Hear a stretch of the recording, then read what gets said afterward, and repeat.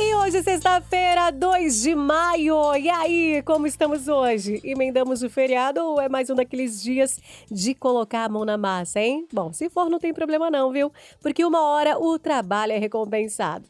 Eu sou Marina Seganfredo e tá no ar o 28º episódio da nossa review jurídica semanal. E ó, já vai tirando aquele print, postando nos stories e marcando a gente no @lawleder para agradecer o conteúdo top que eu trouxe hoje, hein? Bom, agora bora pra pauta, porque tempo é dinheiro e dinheiro, bom, ninguém quer perder. Pablo Marçal fora do jogo por 8 anos, quando o marketing vira abuso eleitoral.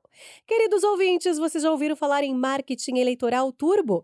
Pois é, parece que Pablo Marçal levou o conceito a um novo patamar e a Justiça Eleitoral não achou graça nenhuma. Resultado, o ex-candidato foi condenado à inelegibilidade por 8 anos e ainda vai ter que desembolsar 420 mil em multa.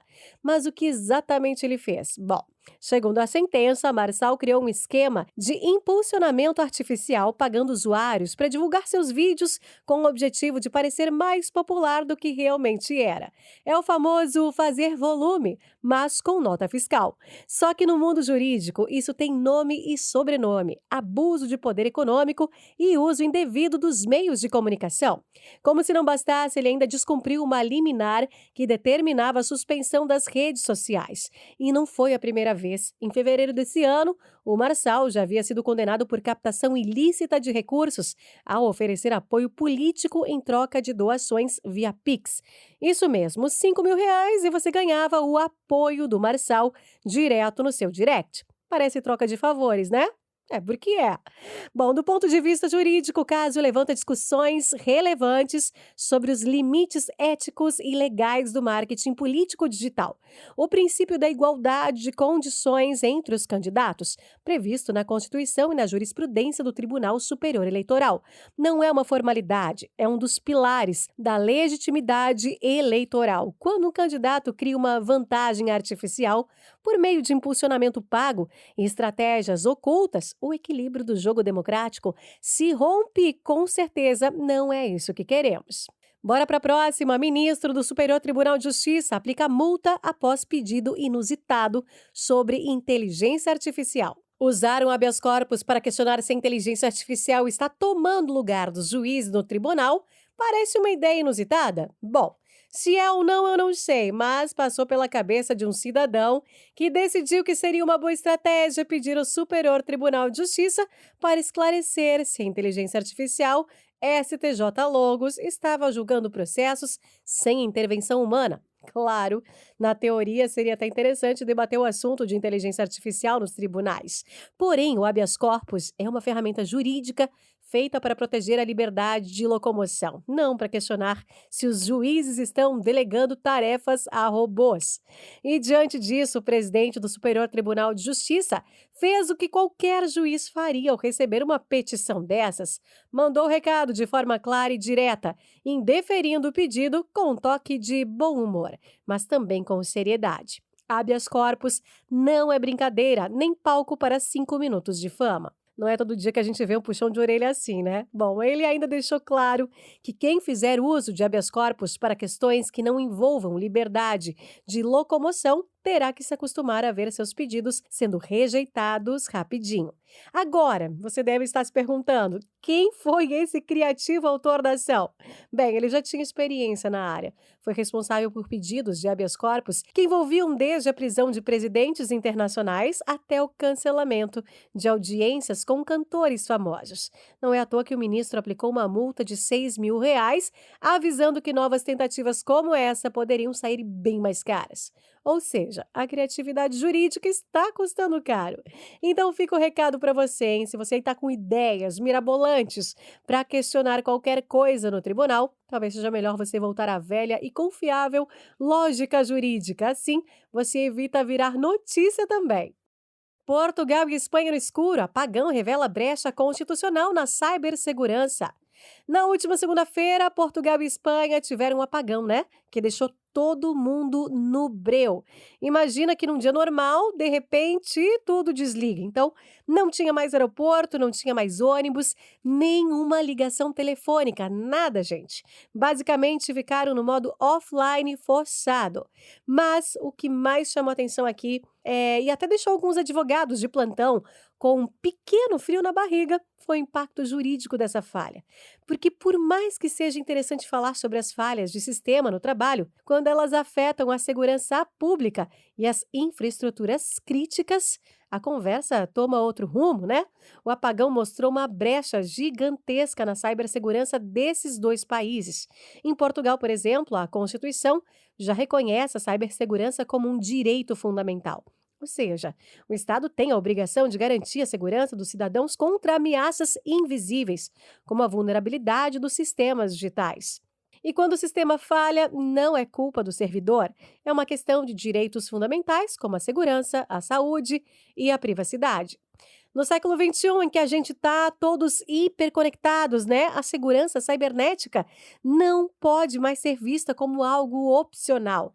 Ela precisa ser tratada como um direito essencial, porque o que está em jogo não são apenas os sistemas e os dados. O que está em jogo, gente, é a proteção da vida, da privacidade e também da segurança dos cidadãos. Quando uma infraestrutura digital falha, afeta todo mundo. E claro, isso não pode ser encarado como simplesmente mais um erro de sistema. Isso é uma questão de direitos humanos. No final, o apagão de Portugal e Espanha trouxe à tona não só o caos momentâneo, mas também uma lição. O Estado e as empresas precisam estar mais preparados para garantir a segurança de suas infraestruturas digitais, como forma também de proteger aí os direitos de todos nós. Muro da Cracolândia segue de pé. O Supremo Tribunal Federal diz que não é segregação, é segurança. Vamos falar agora sobre uma decisão importante do Supremo Tribunal Federal. O ministro Alexandre de Moraes negou o pedido para derrubar o muro construído na Cracolândia, em São Paulo. A ação foi movida por quem acreditava que aquele paredão de 40 metros era uma forma de segregação e estava violando o direito de ir e vir das pessoas em situação de rua. Mas o ministro Moraes não aceitou esse argumento. Para ele, o muro não é exatamente um cercado, mas apenas uma extensão da rua. E ele também destacou que a construção tem uma função preventiva: evitar atropelamentos, já que o local tem trânsito intenso. Bom, além disso, o muro substitui tapumes, que eram destruídos com frequência naquele local. O Supremo entendeu que a medida está dentro da competência municipal e não viola direitos fundamentais, como alegado por quem queria derrubá-lo. O entendimento do ministro é de que a obra tem um caráter de segurança pública e não de exclusão social, como alguns defendem. E agora, o que isso significa? Bom, o muro continua de pé, mas a decisão gerou um debate interessante sobre até onde vai a intervenção do Estado. O Supremo deixou claro que a ação não descumpriu nenhuma norma constitucional e que a medida está no âmbito da segurança pública. E para quem não está familiarizado, essa foi uma ADPF, Ação de Descumprimento de Preceito Fundamental. Ela é usada quando alguém entende que a Constituição está sendo desrespeitada ou quando há risco real a direitos fundamentais. É uma das ferramentas que o Supremo tem na mão para decidir sobre temas de grande impacto para a sociedade. E aí fica a pergunta que essa história deixa no ar: até onde as medidas de segurança podem ir sem atropelar os direitos individuais? Próxima e última notícia: STF derruba leis municipais que tentavam cancelar a linguagem neutra. Ainda temos mais uma decisão importante. O Supremo Tribunal Federal decidiu que 3 municípios estavam fora de contexto ao proibir o uso da linguagem neutra nas escolas. A decisão foi tomada no plenário virtual com o ministro André Mendonça liderando a votação. Ele deixou claro que legislar sobre educação é uma tarefa da União e não dos municípios, conforme o artigo 22 da Constituição. Em terra de união, município não faz lei, e a Constituição é bem clara quanto a isso. A discussão aqui não era ser a favor ou contra a linguagem neutra, viu? O foco era outro: quem tem competência para decidir sobre o uso da língua oficial do país. A maioria dos ministros acompanhou o voto de André Mendonça, entendendo que os estados e os municípios não podem sozinhos mudar regras linguísticas. Os ministros Cristiano Zanin e Nunes Marques até tentaram dar uma escapadinha dizendo que reforçar a norma culta não seria problema, mas perderam na votação. Agora, para quem ainda não está tão por dentro do tema, o que é a linguagem neutra? Bom, a linguagem neutra, gente, é uma forma de comunicação que busca incluir pessoas que não se identificam com os gêneros tradicionais. Em vez de dizer todos ou todas, usa-se todes ou pessoas, buscando um jeito mais inclusivo de se expressar. A ideia é tornar a fala e a escrita mais representativas para todo mundo, independente de gênero. E para entender melhor o impacto dessa decisão e os limites da atuação dos municípios em temas linguísticos e educacionais, a gente convidou aqui o especialista em Direito Público, Vinícius de Almeida Santana Melo, ele que é doutorando em Direito Público pela Unicinos.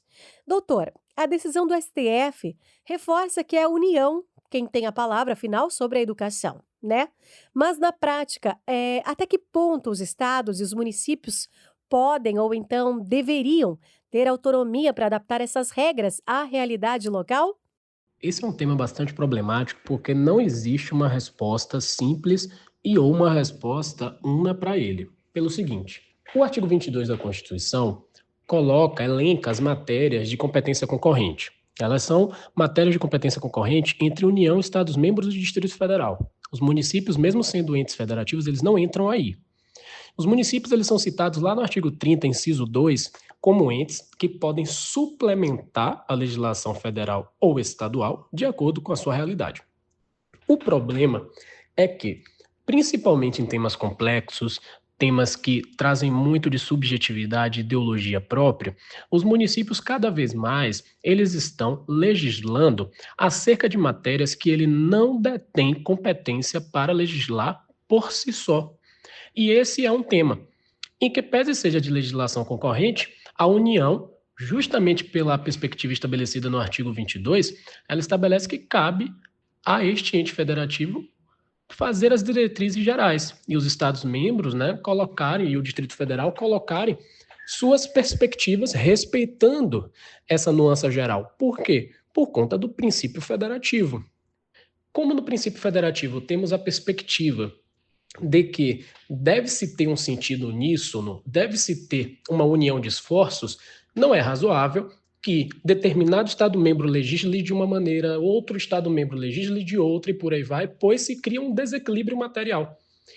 Então, penso que a questão não deve ser é possível a linguagem neutra ou não, porque isso é um debate que ele deve ser feito principalmente na esfera federal, tanto em Câmara de Deputados, como representante do povo, como no Senado Federal, como representante dos Estados-membros.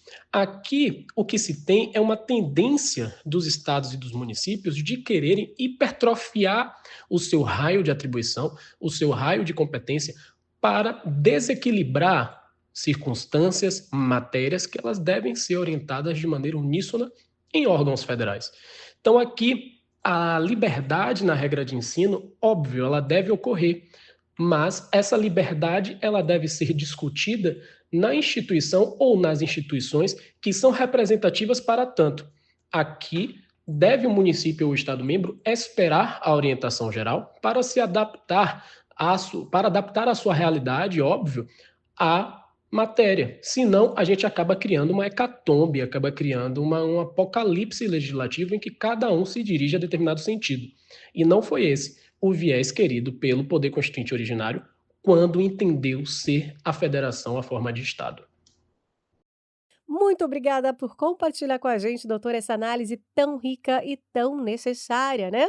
E aí, ouvintes, deu para pensar, né? Bom, porque no fim das contas, é isso que a gente busca aqui, provocar boas reflexões em você, inspirar olhares críticos, né? E ajudar você a navegar com mais clareza nesse mar de decisões, de normas e de interpretações. Se algum tema de hoje aí mexeu com seus pensamentos, missão cumprida da gente aqui. Agora é hora de deixar a mente trabalhar e, quem sabe, abrir a doutrina naquele ponto que te instigou. E a gente se encontra de novo na próxima sexta-feira. Tá combinado? Eu sou Marina Seganfredo, fica aqui com o nosso abraço jurídico mais caloroso e com a sua Law Letter, a sua dose diária de inteligência jurídica. Bom fim de semana!